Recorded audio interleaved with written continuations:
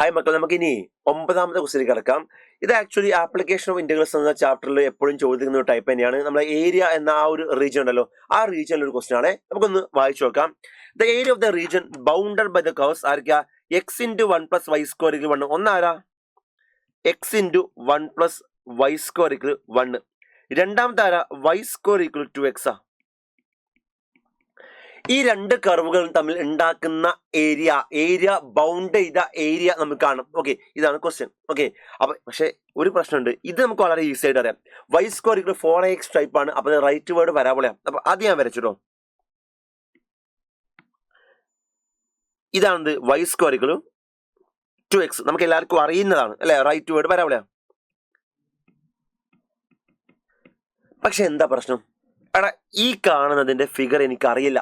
അത് നമുക്ക് നോർമലി അറിയാം. ഒന്നുകിൽ പരാബോള ആവണം, അല്ലെങ്കിൽ എലിപ്സ് ആവണം, സർക്കിൾ ആവണം, ഹൈപ്പർബോള ആവണം, ലൈനൊക്കെ ആവണം. ഇതൊക്കെയാണ് നമുക്ക് വരയ്ക്കാൻ അറിയാം അല്ലെ. പക്ഷെ ഇത് അറിയാത്ത ആളാ അല്ലെ. എക്സ് ഇൻറ്റു 1 + y² = 1 എന്ന് പറഞ്ഞാൽ അറിയാത്ത കർവ. എങ്ങനെയാണ് ഇതിന്റെ ഷേപ്പ് എന്ന് നമുക്ക് അറിയില്ല അല്ലെ. അപ്പൊ നോർമലി നമുക്ക് അറിയാത്ത കർവ് നമ്മൾ എങ്ങനെ അത് വരക്കാം?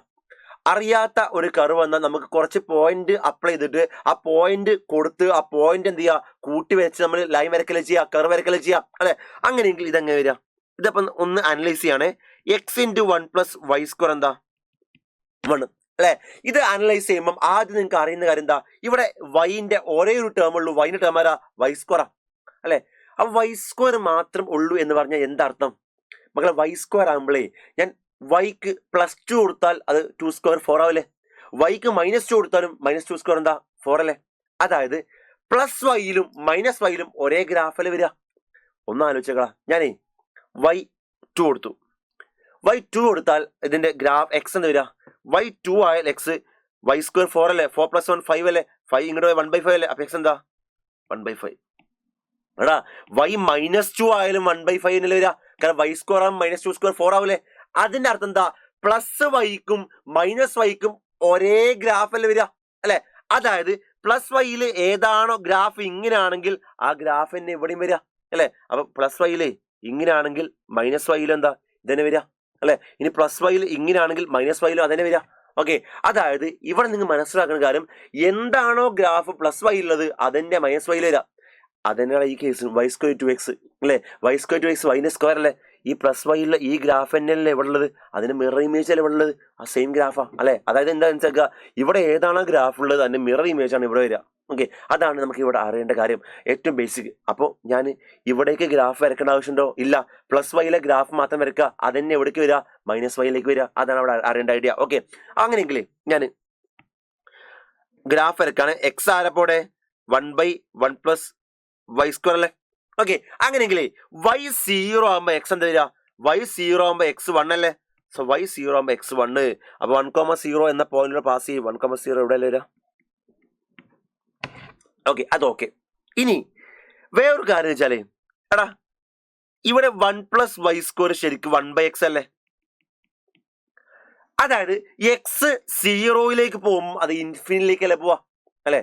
ശ്രദ്ധിക്കുക, ഇതിന്റെ അർത്ഥം 1 + y² എന്താ 1/x ആ. 1 + y² y/x അല്ലേ, 1/x അല്ലേ. അതിന്റെ അർത്ഥം എന്താ? x 0-ലേക്ക് പോകുമ്പോൾ 1/x 1/0 ഇൻഫിനിറ്റിയിലേക്ക് പോകല്ലേ. അപ്പൊ ഇത് 0-ലേക്ക് പോകുമ്പോൾ ഇൻഫിനിറ്റിയിലേക്ക് പോകും. അപ്പൊ ഗ്രാഫ് ഇങ്ങനെയൊക്കെ ഇങ്ങനെ ഷേപ്പ് ആയിരിക്കും. ഓക്കെ, എനിവേ ഇനി നമുക്ക് അപ്പൊ എന്താ മനസ്സിലായത്? x 0 ആകുമ്പം അത് പ്രോപ്പർ ഒരു വാല്യൂ ഇല്ല. x 0 ആകുമ്പോൾ ഇൻഫിനിറ്റിയാ. അപ്പൊ ഇത് ഇൻഫിനിറ്റിയിലേക്ക് പോകണ്ടേ. ഇൻഫിനിറ്റിയിലേക്ക് പോകുമ്പോൾ ഇങ്ങനെ ആവാം, അല്ലെങ്കിൽ ഇങ്ങനെ ആവാം, എങ്ങനെ ആവാം. അത് ഷേപ്പ് ഒന്നും വലിയ കാര്യമൊന്നുമില്ല. അപ്പൊ ഞാൻ ജസ്റ്റ് ഇങ്ങനെ വരച്ചു.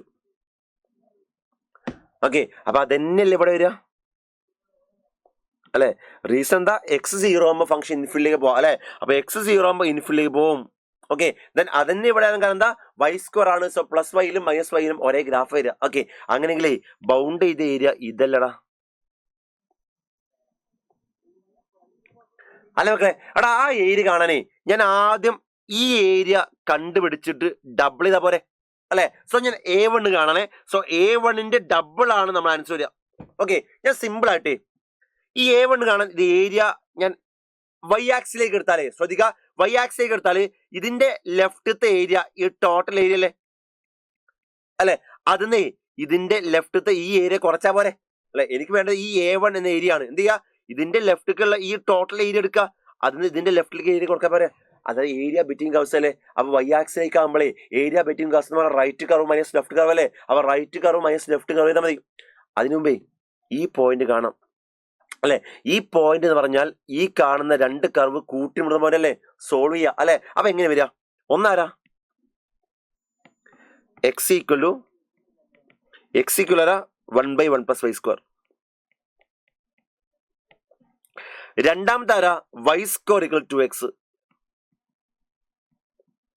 രണ്ട് സോൾവ് ചെയ്യാം. ഓക്കെ, സോ y² 2x അല്ലടാ. അപ്പൊ ഇതെന്താ x = 1/1 + y². y² 2x അല്ലേ. ക്രോസ് ചെയ്ത് എക്സിന് വേണം എന്തായി എക്സ്.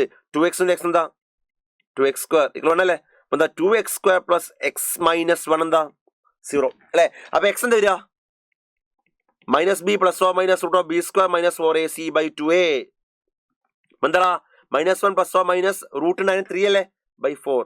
-1 - 3/4 -4/4 -1 അല്ലേ. 3 - 1 2/4 1/2 അല്ലേ അല്ലെ. അപ്പൊ -1 ആവാം 1/2 ആവും. ഇവിടെ എക്സ് എവിടെയാ പോസിറ്റീവിലല്ലേ. ഇവിടെയല്ലേ എക്സ് ഉള്ളത് പോസിറ്റീവ് അല്ലേ. അപ്പൊ നെഗറ്റീവ് എടുക്കേണ്ട ആവശ്യമുണ്ടോ? ഇല്ല. എക്സ് നെഗറ്റീവ് എടുക്കേണ്ട ആവശ്യമില്ല. ആരെടുക്കുക പോസിറ്റീവ് എടുക്കുക. അപ്പൊ എക്സ് എന്താ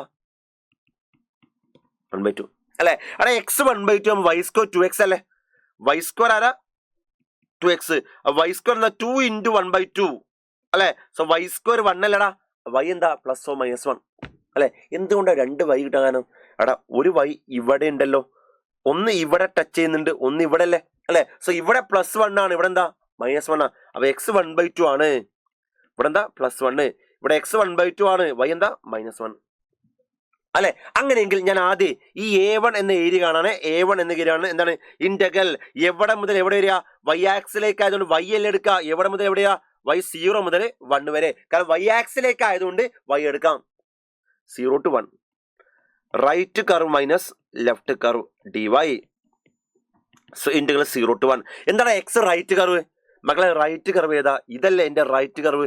ആ കർവ് ആരാ x = 1 + y². x × 1 + y² 1 അല്ലേ. അപ്പൊ x ആരാ 1/1 + y² അല്ലേ. Minus left curve.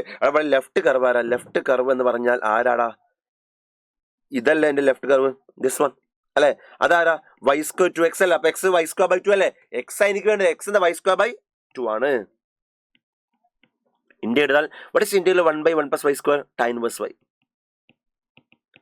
Lower limit 0 upper limit 1 അല്ലെ. what is ഇന്ത്യയിൽ y² y³ 3 ആകുമ്പോൾ 3 × 2 6 ആവൂലേ 0 to 1. Again upper limit tan inverse 1 tan inverse 1 എന്താ π/4 മൈനസ് tan inverse 0 അല്ലേ. അഗൈൻ ഇത് 1 - 0 അല്ലേ 1/6. അപ്പൊ a1 എന്താ π/4 - 1/6. നമുക്ക് വേണ്ട 2a1 ആണ്. എന്തുകൊണ്ട് 2a1 അത്? അവിടെ a1 ഈ ഏരിയ മാത്രമാ, അതിന്റെ ഡബിൾ അല്ലേ ടോട്ടൽ വരിക. സോ 2a1 എന്ത് വരിക? what is 2a1 π/4 × 2 π/2 അല്ലേ. 1/6 × 2 1/3 അല്ലേ വരിക. സോ π/2 - 1/3 ആണ് നമ്മുടെ ആൻസർ. π/2 - 1/3 ഓപ്ഷൻ 3 ആണ് നമ്മുടെ ആൻസർ. ഓക്കെ, ക്ലിയർ ആയി എന്ന് വിചാരിക്കുന്നു. വളരെ ഡയറക്റ്റ് ക്വസ്റ്റൻ ആണ്. പക്ഷെ അവിടെ ആ ഗ്രാഫ് വരയ്ക്കുന്ന ഐഡിയ ഉണ്ടല്ലോ, അത് നല്ല ഐഡിയ ആണ്. എക്സാമിന് ചോദിക്കാൻ ചാൻസ് ഉള്ള ഐഡിയ ആണ്. അത് ഓർത്ത് വെക്കണേ. ക്ലിയർ ആയി എന്ന് വിചാരിക്കുന്നു.